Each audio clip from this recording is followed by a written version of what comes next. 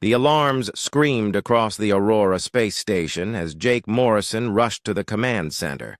His boots echoed against the metal floors while emergency lights flashed red and white. As commander of humanity's most advanced orbital facility, Jake had seen many crisis drills, but this was different. The readings on every screen showed the same impossible thing. "Report," Jake called out as he reached his chair. The main view screen showed nothing but stars and the blue curve of Earth below. Lisa Brooks turned from her communication station, her face pale. "Sir, we're picking up massive energy signatures approaching from outside the solar system. Multiple contacts, bigger than anything we've ever seen." Jake studied the data flowing across his screens. The objects were huge, each one larger than Earth's moon. They moved with purpose, slowing down as they entered the outer edges of the solar system. "How long until they reach us?" "At current speed, maybe 6 hours," replied Danny Clark from the sensor station. "But, Commander, they're not moving like asteroids or comets. These things are under intelligent control."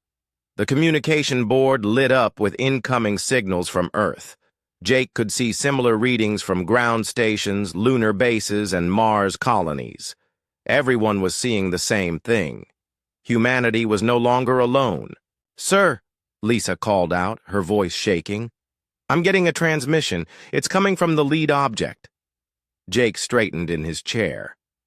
This was the moment that would change everything. "Put it through."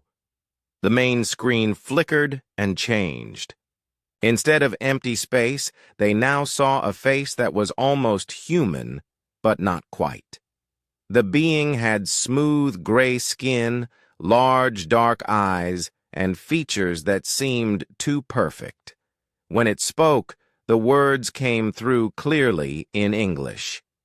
"Greetings, people of Earth. I am Ambassador Vextar of the Keeper Civilization.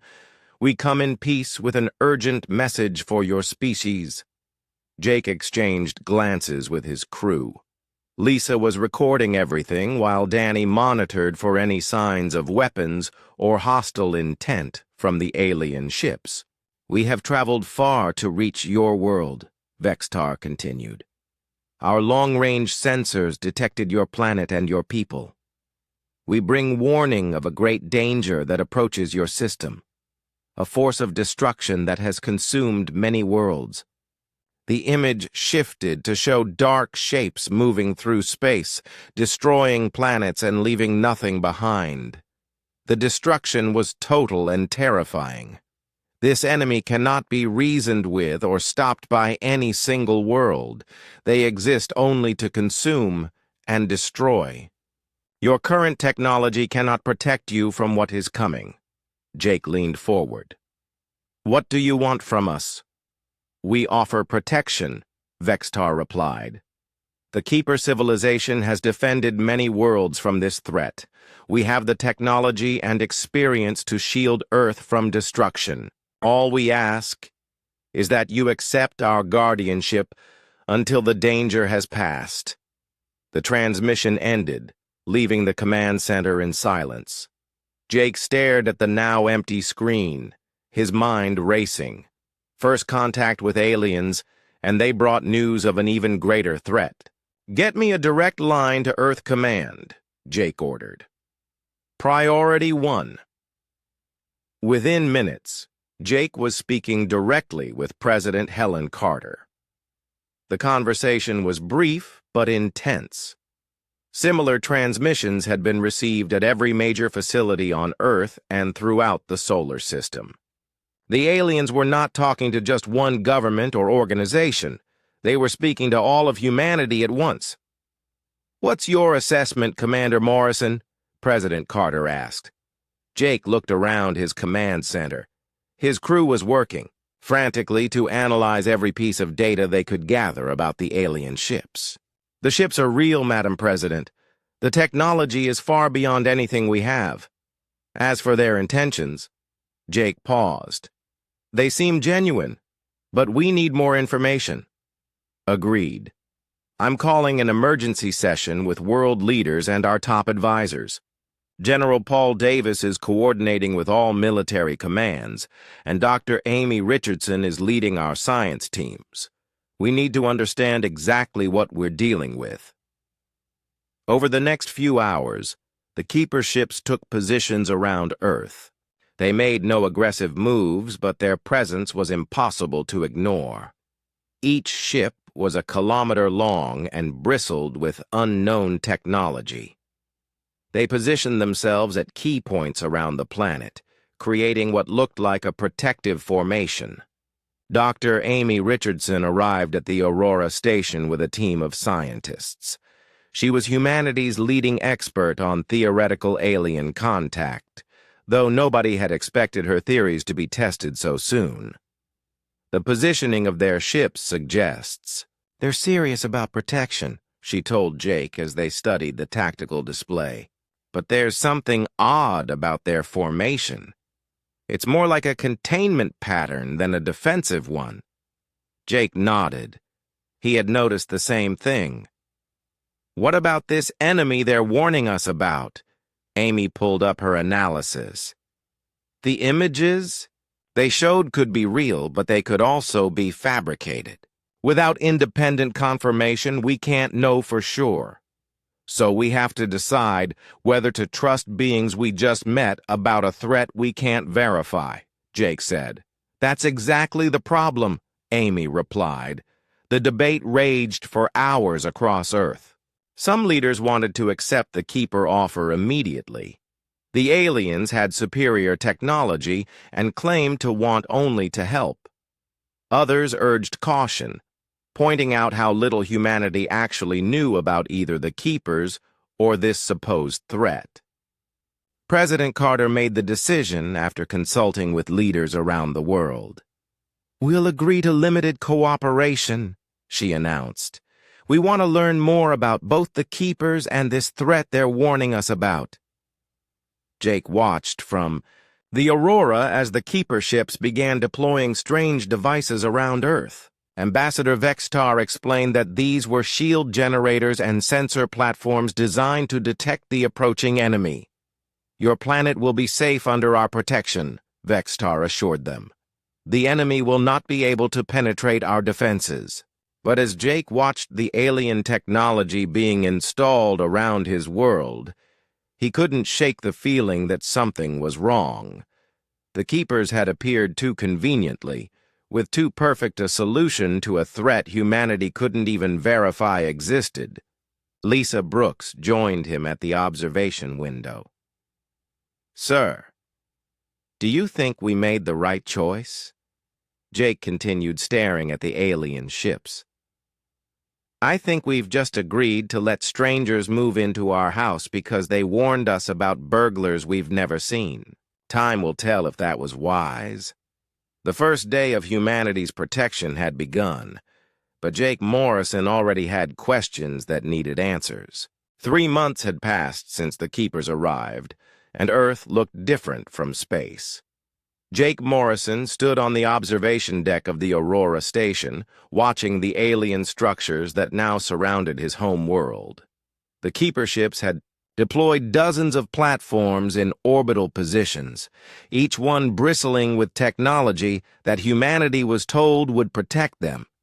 The platforms glowed with a soft blue light, creating energy shields that the Keepers claimed would stop any attack from the mysterious enemy. But Jake noticed something troubling.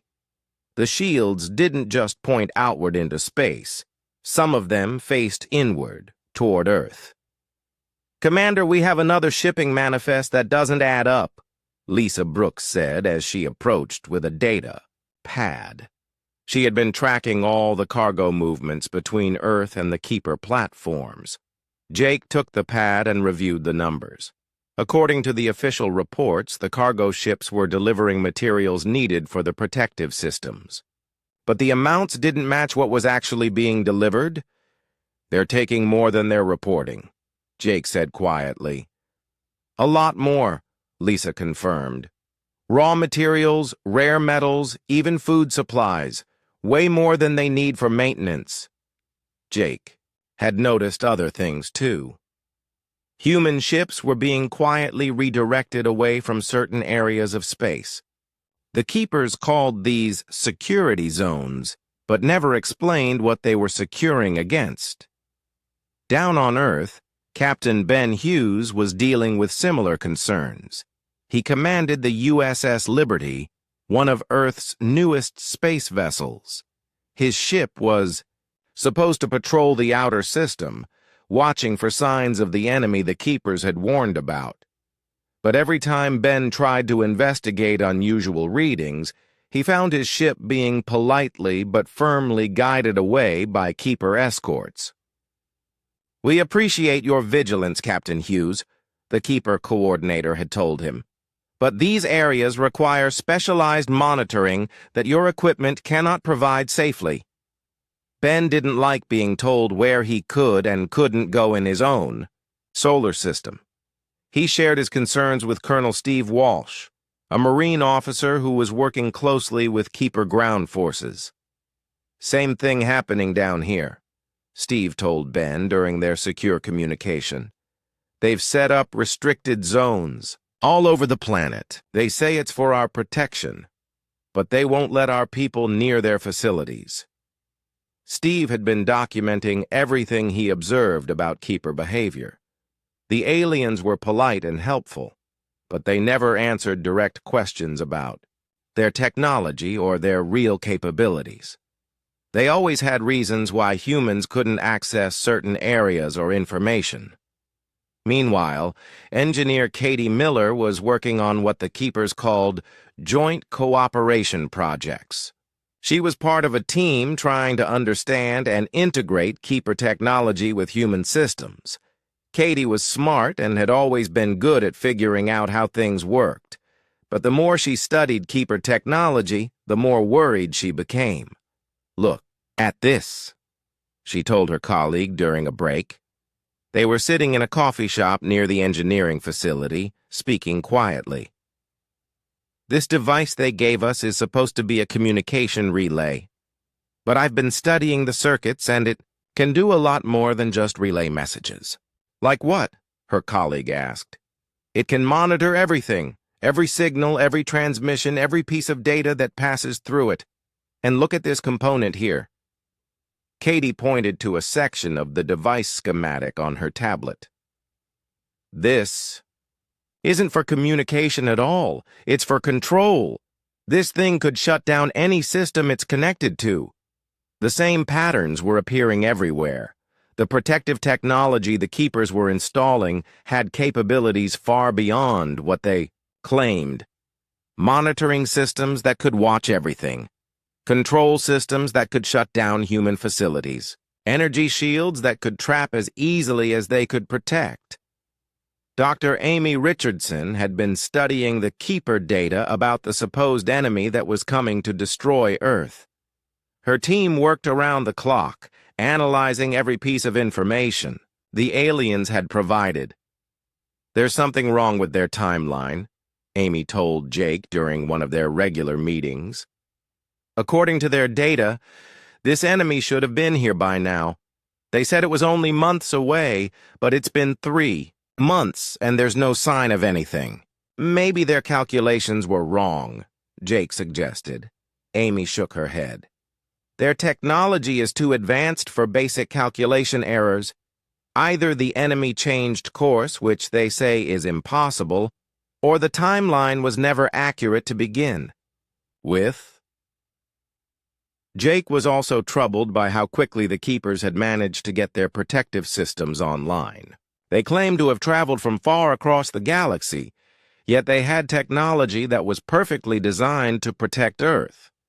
Almost as if they had been preparing for this specific world for a long time. "I want to run a test," Jake told Amy. "Something to verify their claims about this enemy." "What kind of test?" "Send a probe toward the area where they say the enemy is coming from. If there really is a massive destructive force heading our way, we should be able to detect some sign of it." Amy agreed to help design the probe mission. They would have to be careful. The Keepers monitored all human space activities and would want to know why a probe was being sent outside the solar system. Captain Ben Hughes volunteered to launch the probe during one of his routine patrols. The plan was simple. The probe would be disguised as a navigation beacon and launched toward the outer system. Once it was far enough from Keeper sensors, it would change course and head toward the area where the enemy was supposed to be approaching from. The launch went smoothly. Ben deployed the probe during what appeared to be a routine maintenance operation on his ship's communication systems. The Keepers didn't seem to notice anything unusual, but 3 days later, the probe sent back its first long-range sensor data. Amy and her team analyzed the results immediately. "There's nothing out there," Amy told Jake. "No massive fleet, no signs of destruction, no energy signatures that match what the Keepers described. The space in that direction is completely empty." Jake felt a cold sensation in his stomach. "Are you certain?" "As certain as we can be with our current technology. If there's an enemy fleet out there, it's either much farther away than the Keepers claimed, or it doesn't exist at all." That night, Jake stood on the observation deck again, looking at the Keeper platforms surrounding Earth. The blue glow of their energy shields seemed less protective and more ominous now. Lisa Brooks joined him. "Sir, I've been thinking about those cargo discrepancies. What if the Keepers aren't just taking supplies for maintenance?" "What do you mean?" "What if they're preparing for something else entirely? What if all this talk about protection is just a cover for something different?" Jake didn't answer immediately. He was thinking about all the things that didn't add up. The enemy that hadn't appeared. The technology that could control as well as protect. The restricted zones and missing supplies. "Keep documenting everything," he finally told Lisa. "Every cargo transfer, every movement, every conversation. I have a feeling we're going to need that information soon." The Keepers had promised to protect Earth from a terrible enemy. But Jake Morrison was beginning to wonder if the real threat was already here, orbiting their world and calling itself a protector. The question was what to do about it, and whether humanity would figure out the truth before it was too late. Dr. Amy Richardson worked late into the night, her office filled with data displays showing Keeper information about the supposed enemy. Coffee cups and food containers cluttered her desk as she and her team searched for answers that seemed to slip away every time they got close. "The numbers don't work," said Danny Clark, rubbing his tired eyes. He had been analyzing the Keeper data for weeks, looking for any evidence that supported their claims about the approaching threat. "Show me," Amy said, moving to look at his screen. Danny pulled up his analysis. "According to the Keepers, this enemy destroyed the Altair system 18 months ago, but look at this." He highlighted sections of the data. "The energy readings they're showing us don't match what that kind of destruction would actually look like." Dr. Ruth Evans looked up from her own workstation. As the team's xenobiologist, she had been studying what little information the Keepers had provided about the enemy's nature. "There's another problem," Ruth said. "They claim this enemy is biological, but some of their descriptions suggest it's technological. When I ask for clarification, they always change the subject." Amy felt the familiar frustration that had been growing for weeks. Every time her team found inconsistencies in the Keeper data, there was always an explanation. The explanations were reasonable, but there were so many of them. "What about the timeline analysis?" Amy asked. Danny switched to another display. "That's the biggest problem. If we trace back the enemy's supposed path of destruction, they should have been detectable by our deep space telescopes years ago. But there's no evidence of any of the events the Keepers describe." "Could our equipment just not be sensitive enough?" Ruth asked. Not for the scale of destruction they're describing, Danny replied. We're talking about entire star systems being consumed. That would create energy signatures visible from across the galaxy. Amy stared at the data, her mind working through the implications. Either humanity's understanding of physics was completely wrong, or the Keepers were lying about something very important. Her secure communicator chimed. It was Jake Morrison calling from the Aurora station. Amy, we need to talk. Jake's voice was tense. I just got some very interesting data from a probe mission. Amy activated the secure connection, and Jake's face appeared on her screen. He looked tired and worried. The probe found nothing, Jake said without preamble. No enemy fleet, no signs of destruction, nothing that matches what the Keepers told us to expect.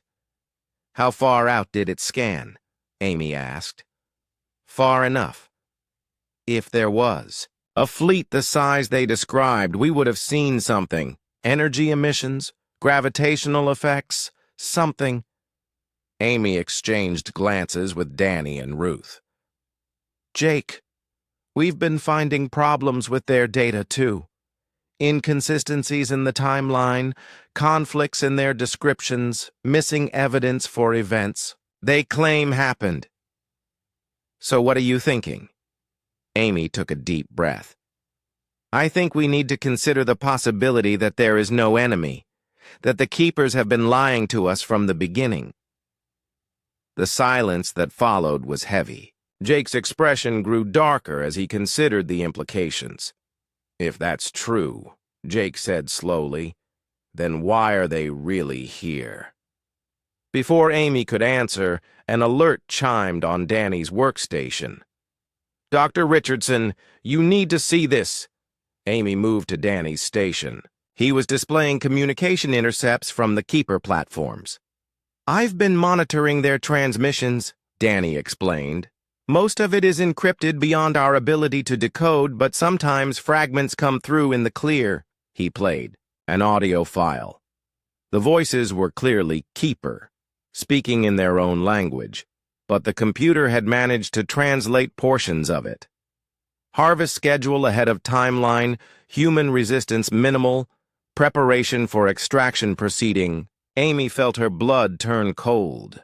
Harvest? Extraction? Danny nodded grimly. There's more. He played another fragment. Primary resources secured, secondary sites identified, pacification protocols effective. My God, Ruth whispered. They're not here to protect us at all. Amy's mind raced as the pieces began falling into place. The missing cargo that Lisa Brooks had reported. The restricted zones that Captain Hughes couldn't access. The control capabilities Katie Miller had discovered in the supposedly protective technology. Jake, we need to meet, Amy said urgently. Not over communications, in person, and we need to bring the others who have been noticing problems. Agreed, but we have to be careful. If the Keepers realize we're on to them, they'll move up their timeline, Amy finished. Whatever they're really planning, they'll do it before we can stop them. The next day, Amy found herself in a secure conference room deep beneath the Aurora station.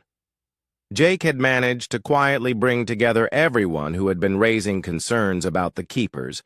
Captain Ben Hughes was there, along with Colonel Steve Walsh and Engineer Katie Miller. Lisa Brooks had compiled all her data about the missing supplies and suspicious cargo transfers. Let's start with what we know for certain, Jake said, activating the room's security protocols. The enemy the Keepers warned us about doesn't exist, at least not where or when they said it would. Ben nodded. My patrols have been systematically blocked from investigating anything interesting. Every time we find an anomaly, the Keepers redirect us. Same on the ground, Steve added. Their restricted zones are growing larger every week. They claim it's for security, but they won't let us verify what they're actually doing in those areas. Katie spread out her technical analysis. Their technology isn't just protective. Every system they've installed has monitoring and control capabilities. They can watch everything we do and shut down our systems if they want to. Lisa presented her cargo data. They're taking resources at 10 times the rate they claim they need. Rare metals, energy sources, even biological samples. It's like they're stripping the planet. Amy laid out her team's analysis of the Keeper claims. Every piece of evidence they've given us about this supposed enemy has problems. Timeline issues, physics violations, missing data. Either they're completely incompetent, which seems unlikely given their technology, or they're deliberately misleading us. The room fell silent as everyone absorbed the full picture. So what are we really dealing with? Steve asked. Amy had been thinking about this question for days. Based on the evidence, I believe the Keepers are some kind of harvesting operation. They identify suitable worlds, disable their defenses by offering protection from a fake threat, then systematically strip them of resources. Including the people? Ben asked quietly. Amy nodded grimly. The communication intercepts mention extraction protocols. I don't think they're talking about minerals. Jake stood up and walked to the window overlooking Earth. The Keeper platforms were clearly visible, their blue shields creating a net of light around the planet. The question is, what do we do about it? Jake said. We can't fight them directly, their technology is too advanced. We need proof, Amy said. Something concrete that we can present to world leaders. Right now, this is all circumstantial. Evidence and suspicion. And we need it fast, Katie added. If they realize we're catching on, they might accelerate whatever they're planning. Steve leaned forward. What about getting into one of their restricted zones? If we could document what they're actually doing there... Too risky, Ben said. If we're caught, it could trigger exactly what we're trying to prevent. Amy had been thinking about this problem for hours. There might be another way. We need to make them reveal themselves. Force them to drop the pretense. How? Jake asked. Amy smiled grimly. We ask them the right questions, in the right way, in front of the right people. She explained her plan. It was dangerous, but it might be their only chance to expose the truth before it was too late. As the meeting broke up, each person knew their role in what might be humanity's last chance to save itself from its supposed protectors. The Keepers had been very clever, but they had made one critical mistake. They had underestimated how quickly humans could learn, adapt, and start asking uncomfortable questions. The real test would be whether humanity could find the answers in time. Captain Ben Hughes floated in the zero gravity of his ship's observation pod, watching a Keeper transport vessel through high-powered telescopes.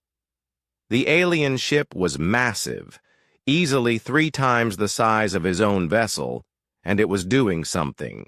The Keepers claimed they never did. It was mining asteroids. Are you getting this recorded? Ben asked Lieutenant Alex Turner, who was operating the surveillance equipment. Every second of it, Alex replied. That's the 3rd asteroid they've completely stripped in the past hour. Whatever they're harvesting, they're taking everything! Ben watched as the Keeper ship extended mechanical arms toward another asteroid. The process was efficient and thorough. Within minutes, the space rock was reduced to nothing but dust and debris. That's not defensive technology, Ben muttered. That's industrial-scale resource extraction. This was exactly what Colonel Steve Walsh had suspected. Over the past month, Steve had been coordinating with other military commanders to establish a secret monitoring network. They were watching the Keepers as carefully as the Keepers were supposedly watching for the enemy. Down on Earth, Steve was meeting with Navy Commander Lisa Brooks in a secure facility. They had been tracking keeper movements for weeks, and the IA patterns were disturbing. "Look at this data," Lisa said, projecting a holographic display of keeper ship movements. "They're not positioned for defense at all. This is a resource extraction pattern." Steve studied the display. The keeper ships were positioned near Earth's most valuable mining sites, both on the planet and in nearby space. Their supposed defensive formations perfectly coincided with the locations of rare metals and energy sources. "It gets worse," Lisa continued. "We've been monitoring their communication patterns, and there's a lot more traffic than there should be for a simple protection mission." She switched the display to show communication data. "A defensive operation should have minimal communications once positions are established. But look at this. They're sending constant reports somewhere." "Reports about what?" Steve asked. "We can't decode the content, but the data volume suggests detailed intelligence about our infrastructure, our capabilities, our resources. Everything." Steve felt a chill. "They're not protecting us. They're cataloging us." Meanwhile, at a technology research facility, Katie Miller was working on the most important hack of her life. She had convinced her supervisors that she needed to understand keeper communication protocols for better integration between human and alien systems. What she was actually doing was trying to break into their network. Katie had always been good with computers, but keeper technology was unlike anything she had ever encountered. The encryption was incredibly sophisticated, using quantum algorithms that human computers could barely process. But Katie had noticed something. The keepers were confident, maybe overconfident. Their security protocols seemed designed to keep out primitive civilizations, not humans who had learned to work with their technology for months. "Come on," Katie whispered as she ran another decryption attempt. She had been at this for 16 hours straight, surviving on coffee and determination. Suddenly, her screen filled with alien text. The translation program began converting it to English, and Katie's eyes widened as she read the messages. The first message made her stomach drop. "Site preparation ahead of schedule. Human compliance remains high. Recommend beginning Phase 2 within 10 cycles." The second message was worse. "Resource survey complete. Total extraction value exceeds projections by 30%. Biological samples showing excellent adaptation. Potential." Katie's hands shook as she copied the messages to secure storage. There were dozens of them, all discussing Earth like it was a mining operation and humanity like they were livestock. She immediately contacted Sam Foster, a hacker who had been helping with the surveillance effort.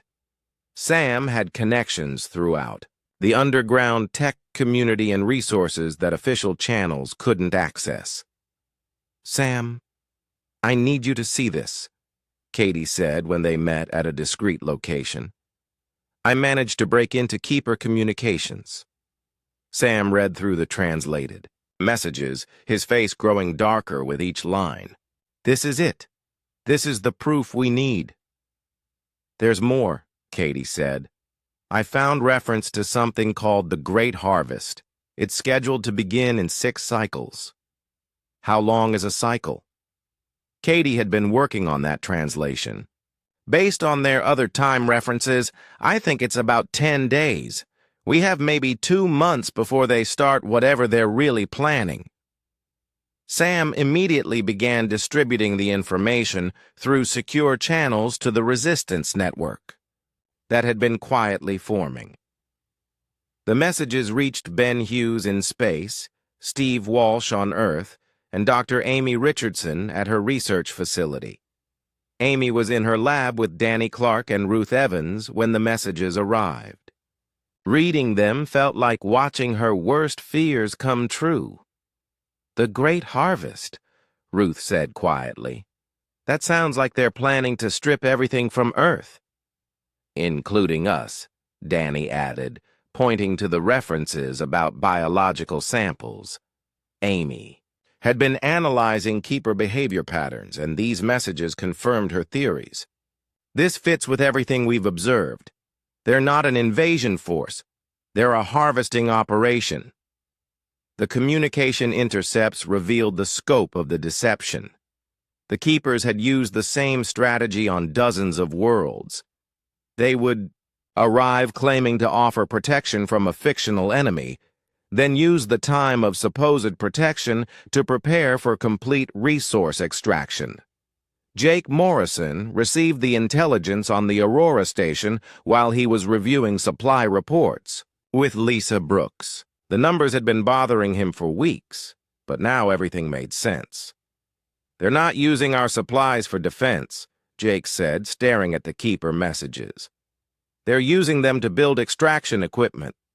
Lisa nodded.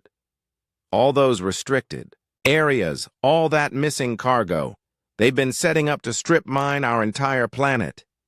The revelation was spreading through the resistance network. Alex Turner, who had been documenting Keeper asteroid mining, now understood what he was really watching. It wasn't random resource gathering. It was practice for what they planned to do to Earth. Captain Ben Hughes called an emergency meeting of the senior resistance members. They gathered in the secure conference room beneath the Aurora station, their faces grim as they reviewed the evidence. "We have proof now," Ben said. "The Keepers are not here to protect us. They're here to harvest us. The question is what we do about it," Steve said. "We can't fight them directly. Their technology is too advanced." Amy had been thinking about this problem constantly. "We need to turn their own advantages against them. They're successful because they convince civilizations to cooperate with their own destruction. But what if the target civilization fights back?" "You think they're not prepared for resistance?" Katie asked. "Look at their pattern," Amy explained. "They've done this to dozens of worlds always the same way. Offer protection, gain trust, harvest resources. It works because no one realizes what's happening until it's too late." Jake understood where she was going. "But we figured it out. We know what they're really doing." "Exactly. And that changes everything. They're not prepared for a target that knows the truth." Sam Foster had been monitoring Keeper communications since Katie's breakthrough. "There's something else," he said. "Their messages indicate they've never encountered significant resistance before. Every other world accepted their protection and allowed the harvest to proceed." Ruth looked up from the biological analysis data. "Maybe that's their weakness. They're so used to compliance that they don't know how to handle opposition." The group spent the next several hours planning their response. They couldn't reveal what they knew too quickly, or the Keepers might accelerate their timeline. But they also couldn't wait too long, or the Great Harvest would begin. "We need to coordinate with world governments," Jake said. "But carefully. The Keepers are monitoring everything." "I can handle that," Steve volunteered. "I have contacts in military commands around the world, people who have been asking the same questions we have." As the meeting ended, each person understood the magnitude of what they were facing. The Keepers had fooled dozens of civilizations, stripping entire worlds bare while their victims helped them do it. But this time was different. This time, the prey had figured out the game. The Watchers were being watched, and they didn't know it yet. The question was whether humanity could use that advantage before it was too late. Ben Hughes looked out at the Keeper ships surrounding Earth, but now he saw them differently. They weren't protectors. They were predators. And predators could be hunted. Dr. Amy Richardson stood before the largest gathering of world leaders in human history. The emergency session had been called in secret, with representatives attending virtually from secure locations around the globe. President Helen Carter sat at the head of the table, her face grave, as Amy prepared to deliver the most important briefing of her career. "Ladies and gentlemen," Amy began, "we have discovered that everything the Keepers told us is a lie." The room erupted in shocked murmurs. General Paul Davis leaned forward, his expression skeptical. "That's a very serious accusation, Doctor. I hope you have evidence to support it." Amy activated the holographic display. "We do. Over the past month, a coordinated investigation has uncovered the truth about the Keepers and their real purpose on Earth." She began with Danny Clark's analysis of the supposed enemy threat, the timeline inconsistencies, the missing evidence, the physics violations in the Keeper data, then Ruth Evans' biological analysis showing contradictions in the enemy descriptions. "There is no approaching enemy," Amy stated flatly. "The threat the Keepers warned us about does not exist." "But why would they lie about that?" asked the representative from the European Union. Amy switched to the surveillance data that Ben Hughes and Alex Turner had gathered. "Because the lie serves a purpose. While we believed we were being protected, they were actually preparing to harvest our world. The evidence was overwhelming. Asteroid mining operations disguised as defensive patrols, resource extraction patterns masked as protective, positioning, industrial equipment hidden in restricted zones." Then Amy played the intercepted communications that Katie Miller and Sam Foster had decoded.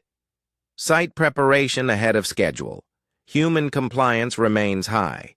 Recommend beginning Phase 2 within 10 cycles." The silence in the room was absolute. President Carter's face had gone pale. "How many cycles do we have?"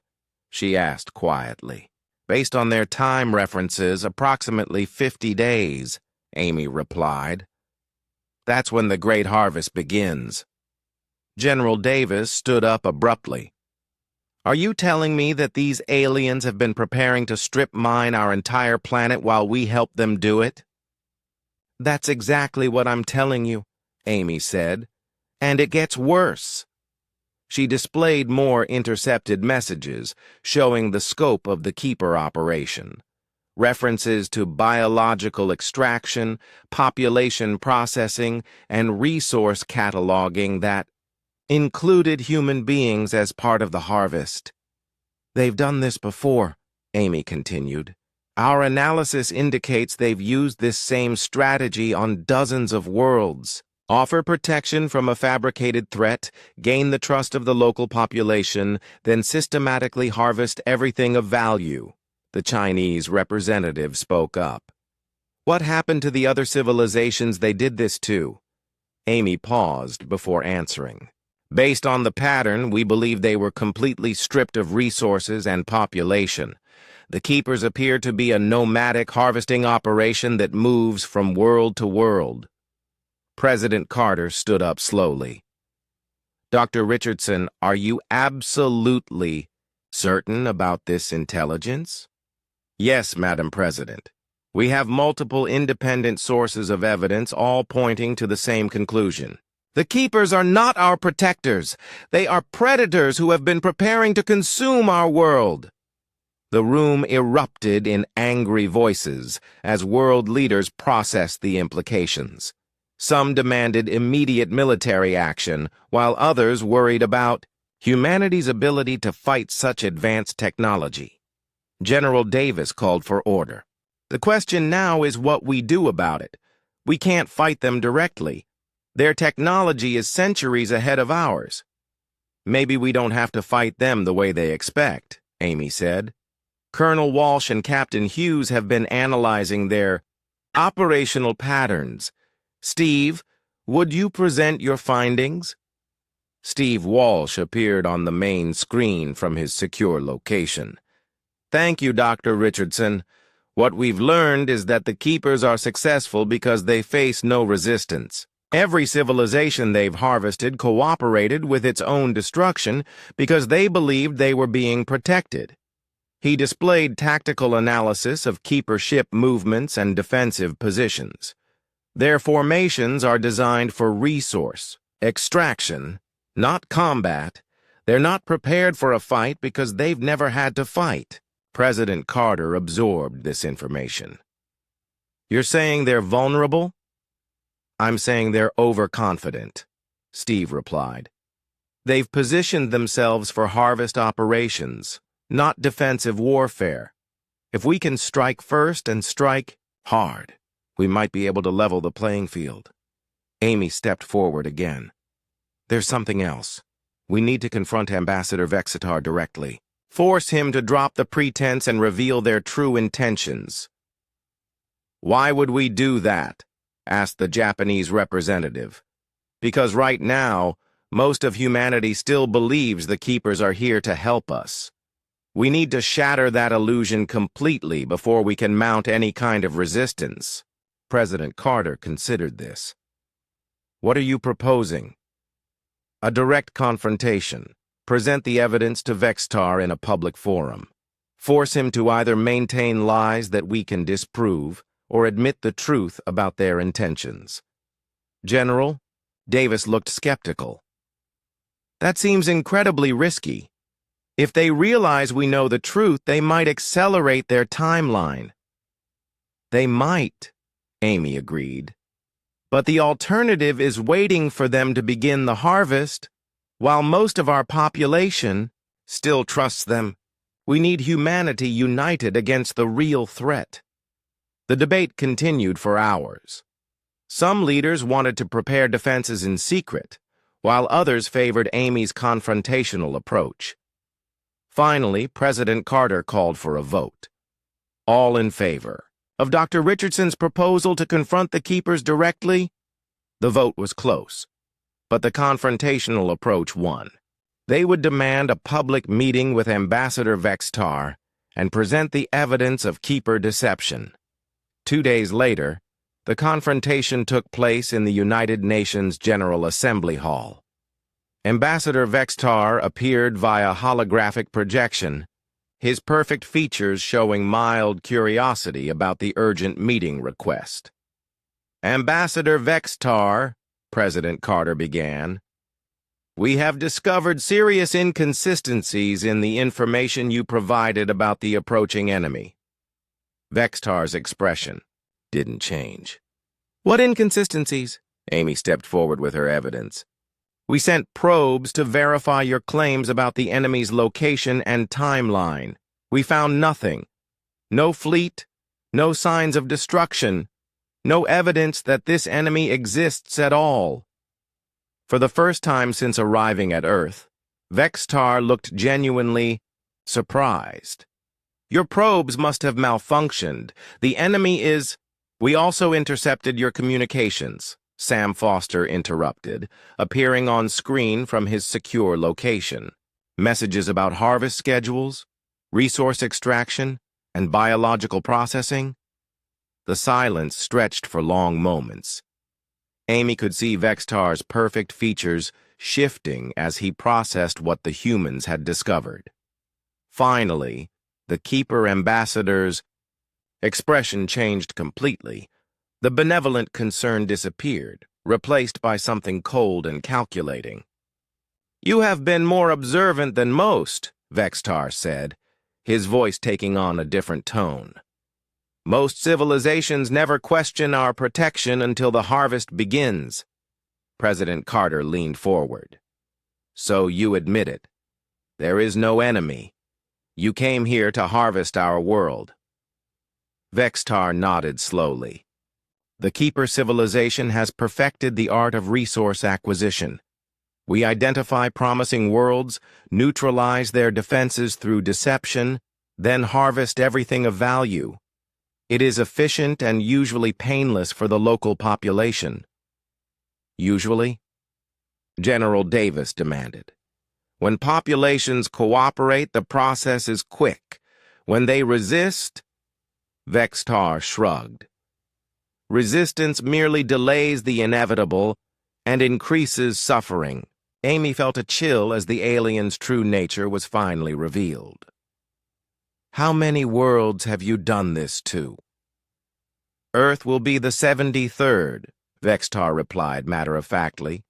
Your species shows promise for biological integration, and your world has excellent resource diversity. President Carter stood up, her voice shaking with controlled anger. We will not cooperate with the destruction of our world. Vextar's expression shifted to something that might have been amusement. President Carter, you have perhaps 50 of your days before the great harvest begins. Your primitive weapons cannot penetrate our defenses, and your technology cannot match ours. Resistance will only result in unnecessary casualties. Maybe, Amy said, stepping forward. But you made one critical error in your calculations. What error? Amy smiled grimly. You assumed we would react like the other civilizations you've harvested. You didn't plan for humans who fight back. Vexatar's confident expression faltered, slightly. Your resistance capabilities are well within acceptable parameters. Are they? Amy asked. Because from what we've observed, you've never actually had to fight anyone before. Every world you've harvested cooperated with you. You have no experience with actual warfare. The transmission ended abruptly as Vextar cut the connection. Around the world, humans had watched the confrontation and finally understood the truth. Sati. Keepers were not protectors. They were predators who had been preparing to consume Earth and everyone on it. But for the first time in their history, the Keepers were facing prey that knew what they really were. The real war was about to begin. President Helen Carter stood in the White House Situation Room, surrounded by the top military and scientific minds on Earth. The weight of humanity's survival rested on the decisions made in this room over the next few hours. The cat's out of the bag, she said, looking around the table. The whole world knows what the Keepers really are. The question now is whether we're going to fight or roll over and die. General Paul Davis spread out tactical displays showing Keeper positions around Earth.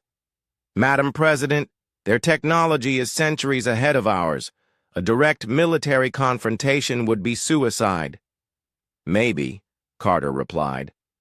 But doing nothing guarantees our extinction. Dr. Richardson, what are our options? Amy stood at the head of the table, her exhaustion hidden behind determination. We have several advantages the Keepers don't expect. First, they've never faced organized resistance before. Their tactics and positioning are designed for harvesting, not warfare. She activated a holographic display showing Keeper ship formations.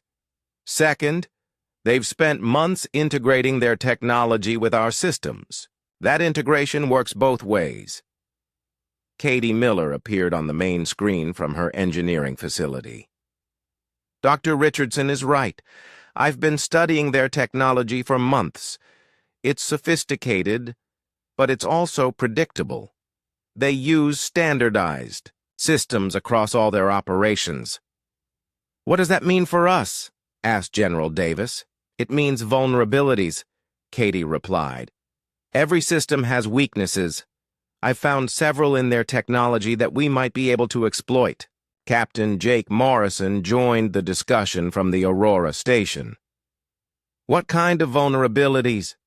Katie pulled up technical diagrams. Their communication systems use quantum encryption, but they rely on centralized control nodes. If we could disrupt those nodes, their entire network would collapse. Their defensive shields are incredibly strong, added Danny Clark from Amy's research team, but they're designed to repel external attacks. They're vulnerable to interference from systems they're already connected to. President Carter leaned forward. You're talking about turning their own technology against them. Exactly, Amy confirmed. The Keepers have been so confident in their superiority that they've integrated their systems deeply with ours. That gives us opportunities. Colonel Steve Walsh appeared on screen from his military command center. We've been analyzing their defensive positions.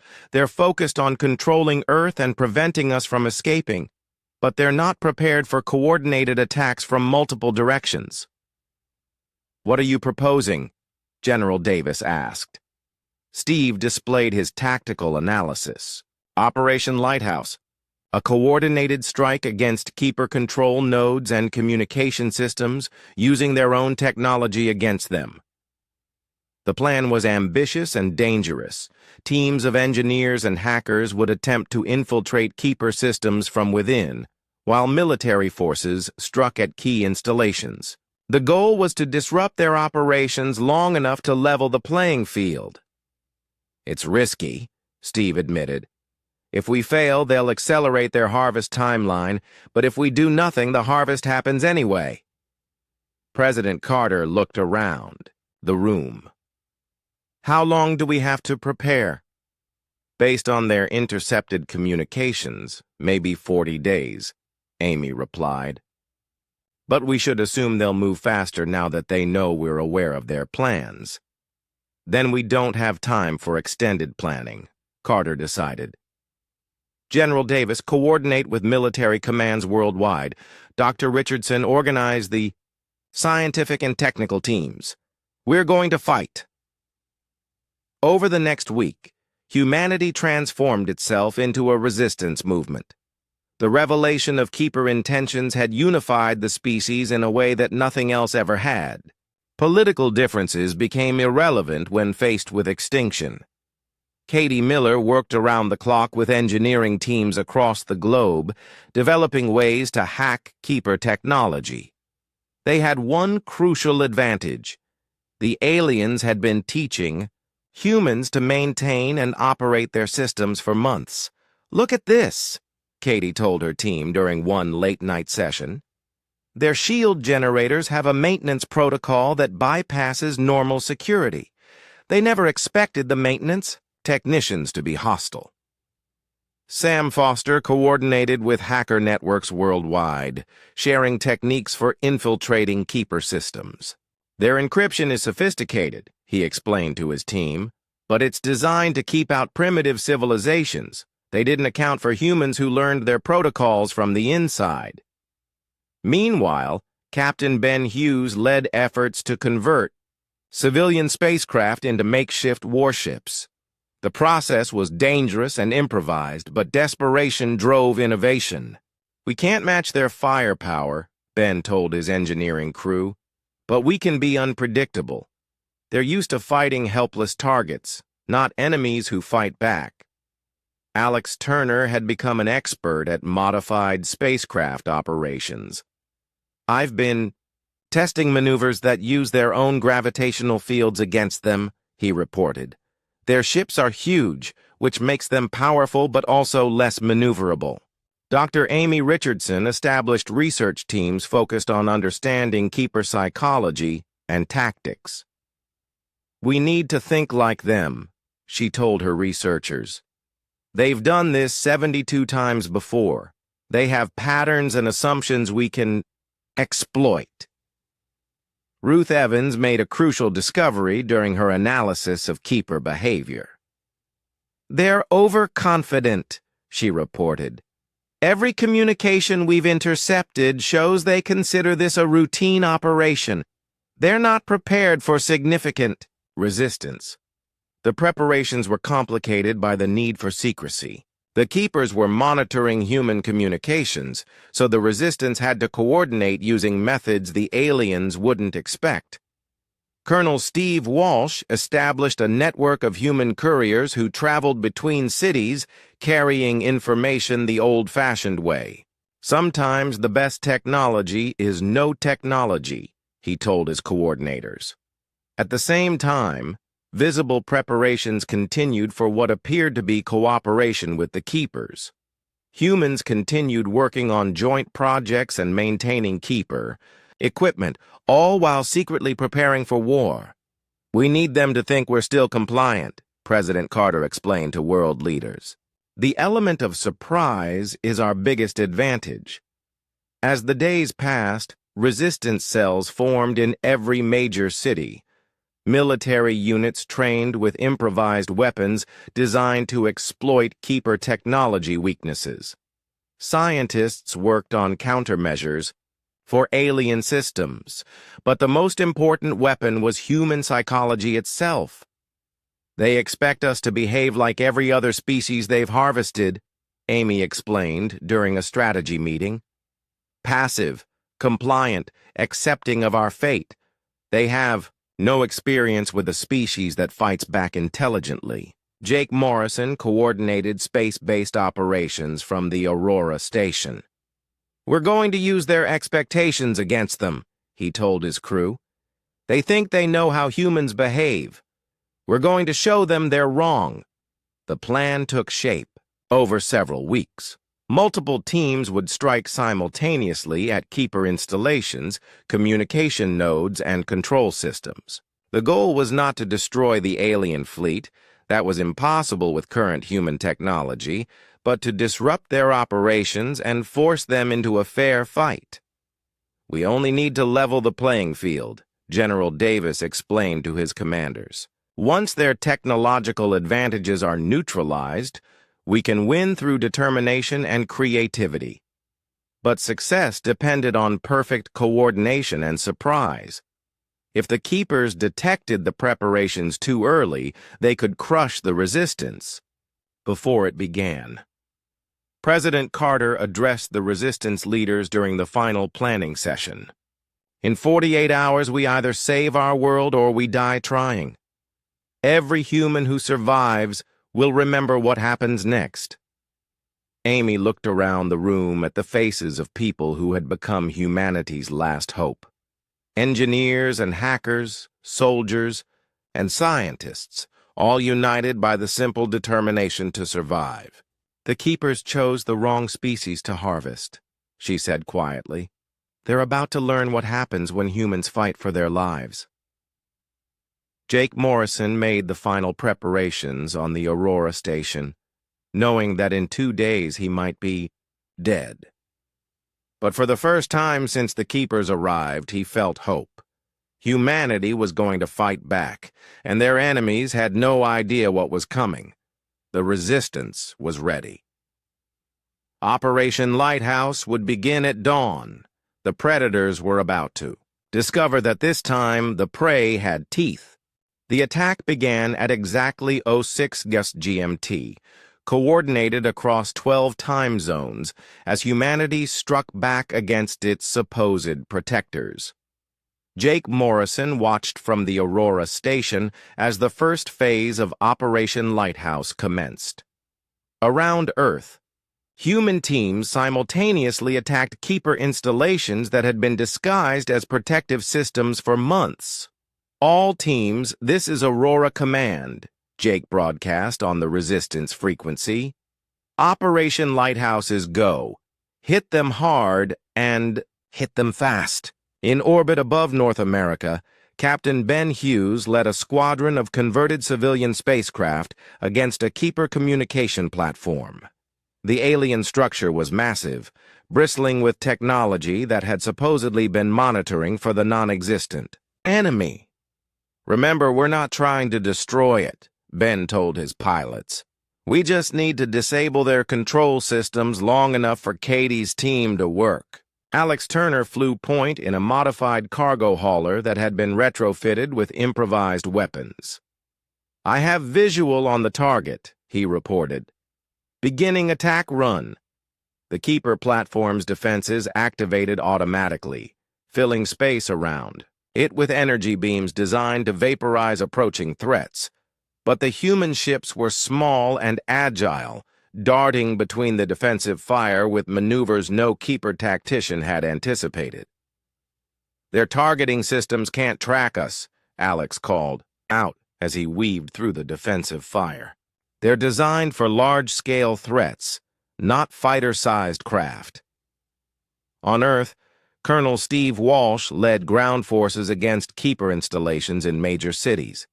The aliens had established control centers disguised as cultural exchange facilities, complete with human staff who had no idea what they were really supporting.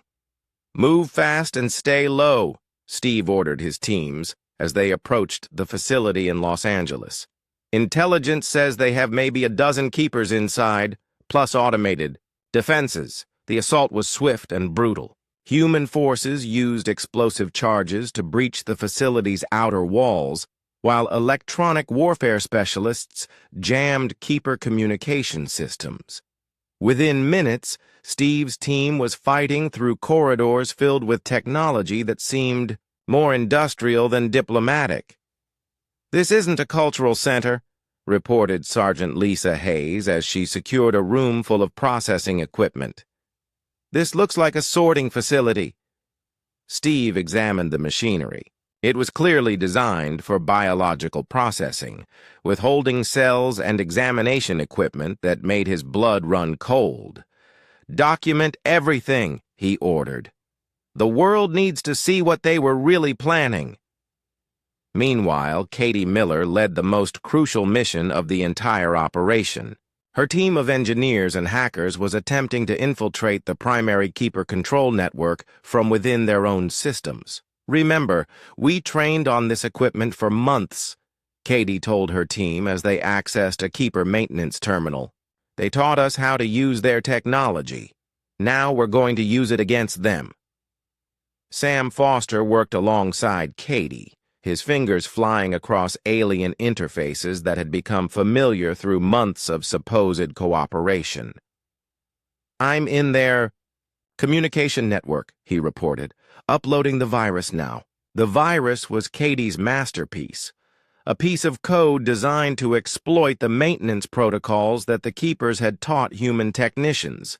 It would spread through their network, disrupting control systems and opening security vulnerabilities. "Virus is spreading," Sam announced. "I'm seeing cascade failures across multiple systems." High above Earth, Ambassador Vextar stood in the command center of the primary Keeper vessel, watching alerts flash across his displays as human attacks struck installations across the planet. "How is this possible?" demanded Sub-Commander Krindar. "Their weapons cannot penetrate our defenses." "They are not using weapons," Vextar replied, his perfect features showing the first cracks of concern. "They are using our own systems against us." The tactical display showed the scope of the human attack. It was coordinated, intelligent, and exploiting vulnerabilities that the Keepers had never considered. Worse, the humans were demonstrating capabilities that didn't match any previous assessment. "Sir, we're losing communication with surface installations," reported the tactical officer. "The humans have introduced some kind of virus into our networks." Vextar studied the data, his mind racing. In 72 previous harvests, no species had ever mounted this kind of resistance. The humans were supposed to be primitive, easily controlled, compliant. "Begin emergency protocols," Vextar ordered. "Accelerate the harvest timeline. We will take what we can and leave this system." But the human attacks had been planned for exactly this response. Captain Ben Hughes received the signal from Aurora Command as Keeper ships began changing their formations. "All units, they're moving to harvest configuration. Begin Phase 2. Alex Turner led his squadron in a direct assault on the primary Keeper ship. Their weapons couldn't penetrate the alien shields, but they didn't need to. Katie's virus had created vulnerabilities in the shield generators.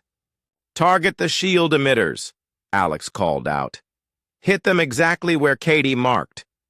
The human ships swarmed around the massive Keeper vessel like angry hornets, striking at specific points where the virus had weakened the defenses. Energy bolts. that should have bounced harmlessly off Keeper shields instead penetrated and caused system failures. Impossible, Vextar muttered as his ship's shields flickered and failed. Their weapons should not be capable of this. On Earth, the ground assault teams had discovered the true purpose of Keeper installations. What had been presented as cultural and scientific facilities were actually processing centers designed to catalog and prepare Earth's population for harvest. Colonel Steve Walsh transmitted images from the Los Angeles facility to resistance networks worldwide.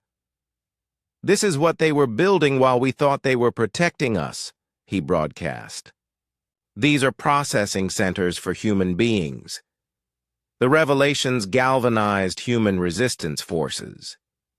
In every major city, civilian populations rose up against Keeper installations. The aliens found themselves facing not just military resistance, but an entire species determined to fight for survival. Dr. Amy Richardson coordinated the scientific aspects of the resistance from her command center. "Their psychological profiles are completely wrong," she reported to President Carter.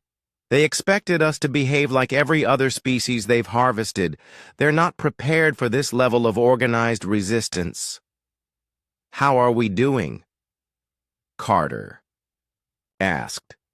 "Better than expected," Amy replied. "Katie's virus has compromised their primary systems. Steve's ground teams have neutralized most of their surface installations, and Ben's space forces have actually damaged their main ship. But the battle was far from over. The Keepers were adapting to human tactics, bringing their superior technology to bear against the resistance. Sir, they're launching hunter-killer drones," reported Alex Turner as alien craft streaked from the Keeper ships toward human positions. These looked different from their usual equipment.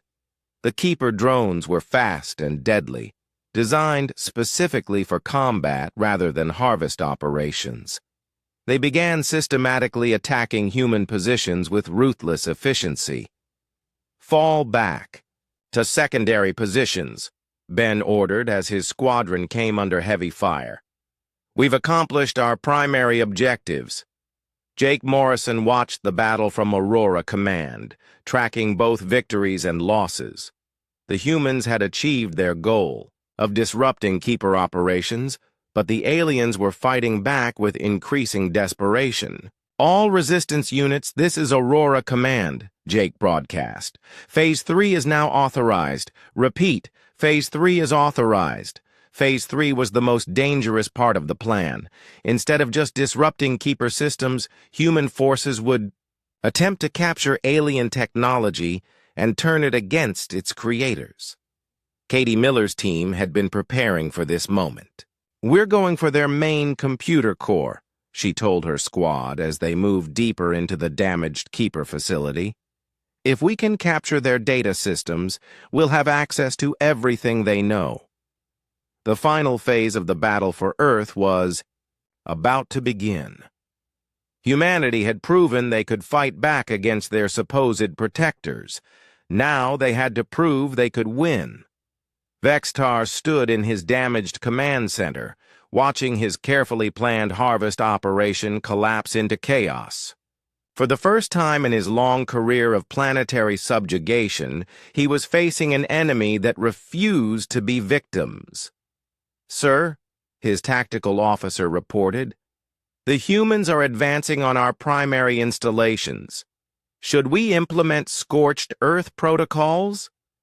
Vextar considered the option. They could destroy Earth rather than allow it to escape, but that would mean the complete failure of the harvest operation. "No," he decided. "Prepare for ground combat. If these humans want a fight, we will give them one they will not survive." But as he watched human forces coordinate their attacks with precision and determination, Vextar began to wonder if the Keepers had finally encountered a species that could not be harvested. The prey were fighting back, and they were winning.